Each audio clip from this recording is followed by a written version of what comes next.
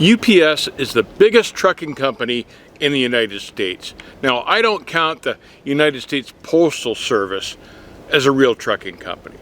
So UPS is the biggest trucking company in the United States, and in the last 10 years, they've gone from being one of the best trucking companies to work for to the epitome of corporate greed in trucking, with 150% driver turnover rate, highest in the industry. This video is sponsored by GP Transco. UPS drivers are Teamster unionized drivers, and they're set to go out on strike July 31st, actually August 1st of this year. And I'm all for this strike. I'm not a union guy, but I'm all for this strike, and I'll tell you why. UPS drivers are unionized Teamster drivers, but they are some of the most abused and most micromanaged drivers in the industry. They are expected to work split shifts. They're expected to work 6-hour work weeks. They're expected to haul 150-pound packages up and down stairs.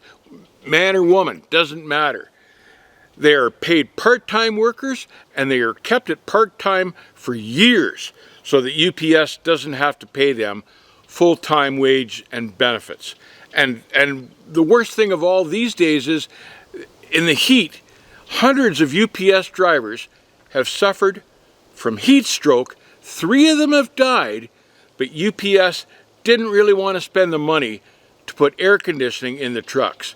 However, they did have the money for driver-facing dash cams. UPS drivers are micromanaged through these dash cams and through vehicle tracking. UPS drivers are not allowed to turn left. UPS drivers are not allowed to back up. And if they do, they get a reprimand. Now, UPS basically supported our economy through the pandemic. When everything else was shut down, UPS guys were out there working every day, delivering packages. And as more and more store closures happened and lockdowns happened, we relied more and more heavily on parcel delivery to keep ourselves going. And through that period, UPS corporate made billions of dollars, but none of that money trickled down to those drivers. It got to the point that we recognized that UPS drivers were absolutely essential through this pandemic. Yet for years, their working conditions have gotten worse and worse and worse. Now, the UPS Teamsters tried to strike in 2018, but they got stabbed in the back by the Teamster president, Jimmy Hoffa Jr., not to be confused with his father, Jimmy Hoffa Sr. Jimmy Hoffa Jr. signed a secret deal with UPS, and forced those guys back to work even when the workers didn't agree with the contract they were getting. Jimmy Hoffa Jr. is not the man Jimmy Hoffa Sr. was. And now the Teamsters, because of that, have voted Hoffa Jr. out, and they've got a new guy, and he's a strong guy.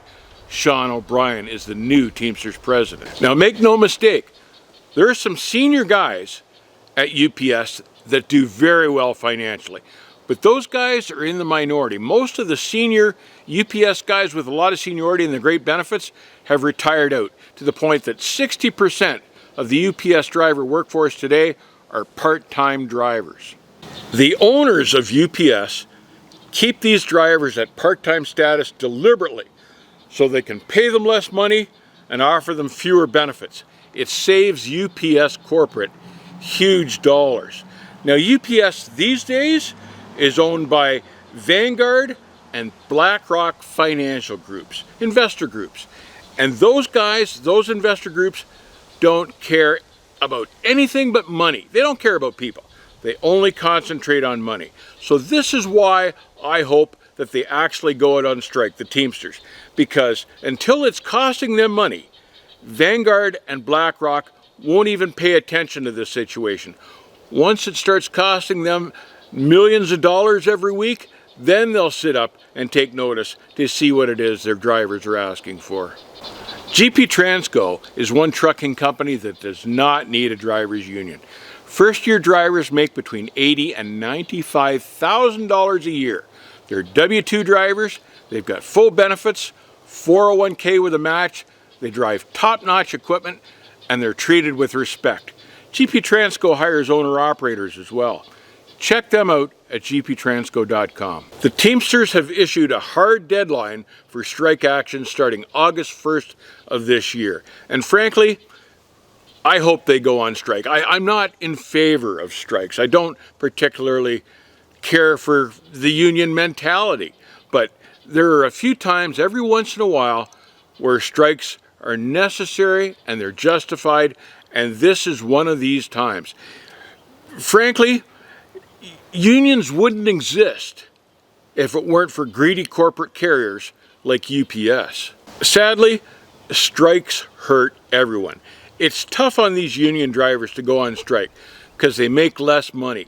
But the point is, if they can hold out long enough and BlackRock and Vanguard realize how much money they're actually losing, they'll settle, they'll come to the table, and they'll pay those union guys what they want to be paid. And that's what I'm hoping for. If you're going to do any online shopping, make sure it's nothing that you're in a real hurry for, because this strike may well affect that. Keep the rubber side down, and I'll see you on the back haul.